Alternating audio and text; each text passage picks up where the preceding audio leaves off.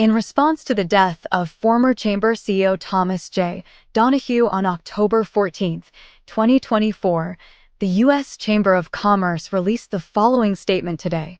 Thomas J. Donohue's departure is deeply felt by the American business community, the U.S. Chamber of Commerce, and our country. During his remarkable life, Tom served as a mentor, friend, politician, author, warrior, supporter, and patriot. He was a devoted family man above everything else, and his loved ones are in our prayers and thoughts. Tom stood tall as a business leader, and during his decades-long career, his Irish tenacity and sincere empathy made him a distinctive and influential voice in Washington.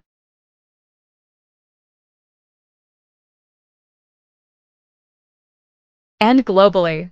In a way never seen before, he gave business a place at the table and a say in the discussion.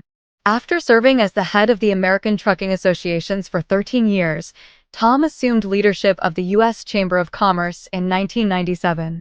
To claim that he revived the chamber and took the institution back is not hyperbole.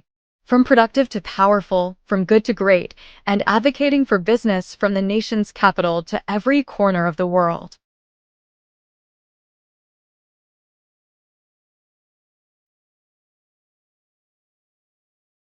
When a fight was required for a cause, he never gave up.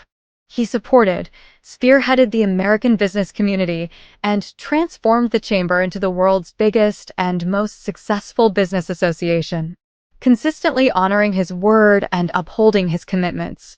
"If you can, you must," was Tom's motto. According to his own admission, Tom never used the word retirement, and even after leaving his illustrious position as CEO of the chamber, he remained motivated by his intellectual curiosity and a sense of national obligation. Tom stayed involved in the issues he believed were most crucial to our country's future through the efforts of the Donohue Group. He kindly provided the boards with his time and assistance.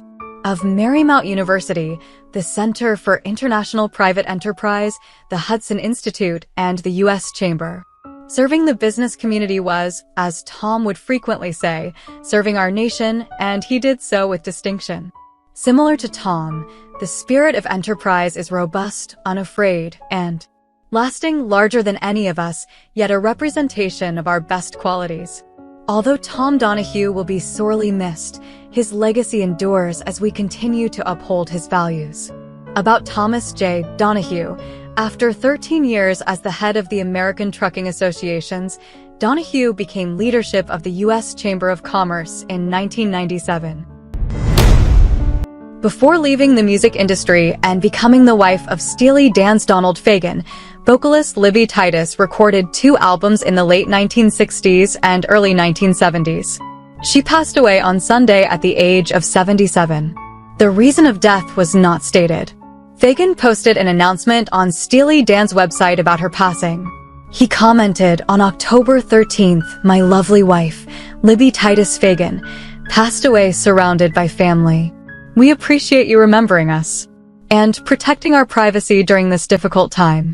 Levon Helm, Titus' partner in the late 1960s and early 1970s, was the father of singer-songwriter Amy Helm, who was Titus's daughter.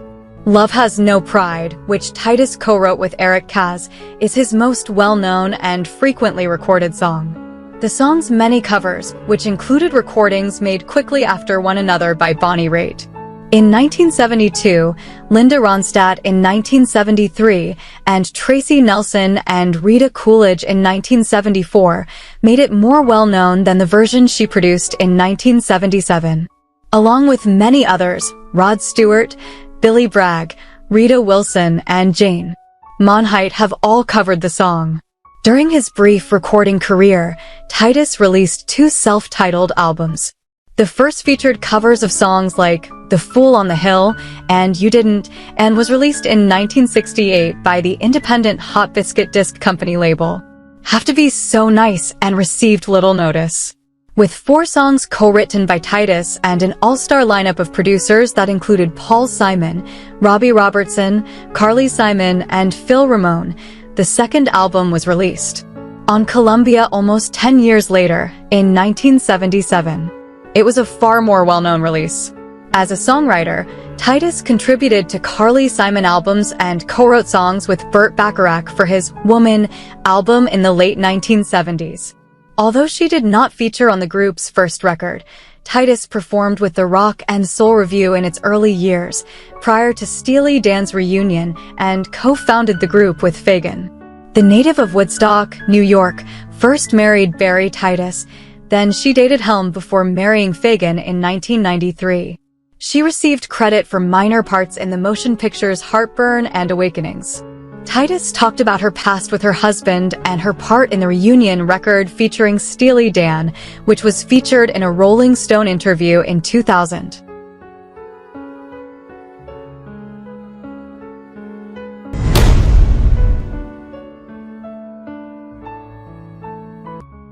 There hasn't been a 1-2 punch like Timothy and Christina Sandifer since Babe Ruth and Lou Gehrig. Both attorneys. Both writers. Both contributing to the nation's development. George F. Will. Accolades for the initial edition. Anyone who wants to learn more about the current status of property rights in America will find this book to be very interesting and pertinent. Each chapter contains information and motivation for activists and concerned people. Chip Miller, Institute for Justice President. In the wake of the Supreme Court's Kelo decision, Timothy Sandifer explains why private property rights are essential to a stable society and economic freedom, as well as what steps we can take to protect those rights.